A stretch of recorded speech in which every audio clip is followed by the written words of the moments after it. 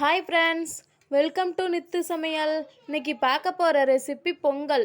சக்கரை பொங்கல் எப்படி செய்கிறதுன்னு பார்க்கலாம். வீடியோக்குள்ளே போகிறதுக்கு முன்னாடி சப்ஸ்கிரைப் பண்ணாதீங்க, சப்ஸ்கிரைப் பண்ணிக்கோங்க. வாங்க வீடியோக்குள்ளே போகலாம்.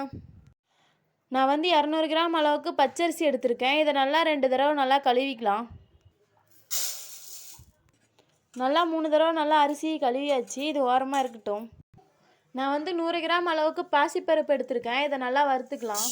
கலர் மாறாமல் பார்த்துக்கோங்க. கலர் மாறாமல் நல்லா வறுத்துக்கலாம். அடுப்பை மீடியமில் வச்சு கலர் மாறாமல் பாசிப்பருப்பு நல்லா வறுத்துக்கோங்க. இப்போ நல்லா வறுத்தாச்சு. இது மாதிரி கலர் மாறாத அளவுக்கு வறுத்துக்கோங்க. இப்போ நம்ம ஊற வச்சு வச்சுருந்த அரிசியிலேயே பாசிப்பருப்பை கொட்டிக்கலாம். இப்போ 1 கப் அளவுக்கு பால் சேர்த்துக்கலாம். இதுலேயே ஒரு 5 கப் அளவுக்கு தண்ணி ஊற்றிக்கோங்க.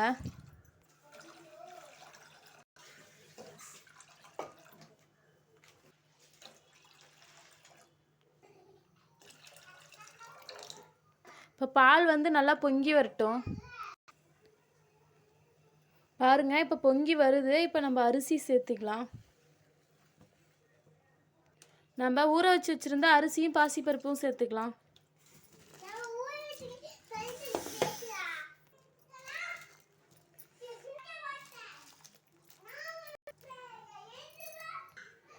இது நல்லா இப்போ கலந்து விட்டுக்கலாம்.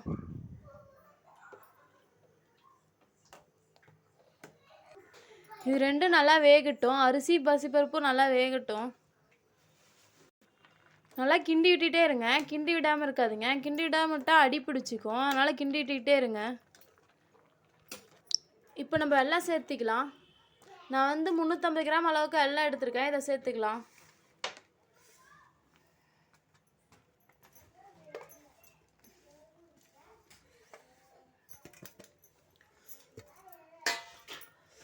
நல்லா கிளறி விட்டுக்கோங்க.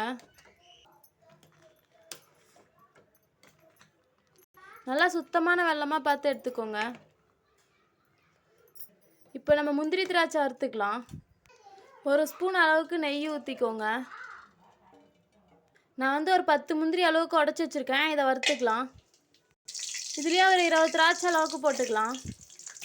திராட்சை நல்லா உப்பி வரட்டும். நல்லா உப்பிருச்சு. இதை வெளியே எடுத்துக்கலாம். நம்ம இதுலேயே இன்னும் 1 ஸ்பூன் அளவுக்கு நெய் ஊற்றிக்கோங்க. நான் ஒரு 1/4 மூடி அளவுக்கு சின்ன சின்னதாக தேங்காய் நறுக்கி வச்சுருக்கேன். இதை சேர்த்துக்கலாம். தேங்காய் நல்லா வறுத்துக்கோங்க. நல்லா வறுத்தாச்சு. இப்போ நம்ம தேங்காய் வெளியே எடுத்துக்கலாம். நான் இதுலேயே 1 ஸ்பூன் அளவுக்கு நெய் ஊற்றிக்கிறேன். நல்லா இதை கலந்து விட்டுக்கோங்க. வாசனைக்காக 1/2 ஸ்பூன் அளவுக்கு ஏலக்காய் தூள் போட்டுக்கோங்க. நல்லா இதை கலந்து விட்டுக்கலாம்.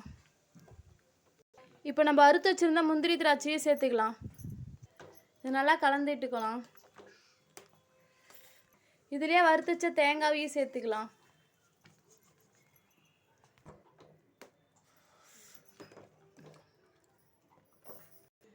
பொங்கல் ரெடி ஆயிடுச்சு. இப்போ நம்ம அடுப்பை ஆஃப் பண்ணிக்கலாம். இது மாதிரி வீட்டில் பொங்கல் செஞ்சு பாருங்கள். செஞ்சு பார்த்துட்டு எப்படி இருக்குன்னு கமெண்ட் பண்ணுங்கள். லைக் பண்ணுங்கள், ஷேர் பண்ணுங்கள். தேங்க்யூ.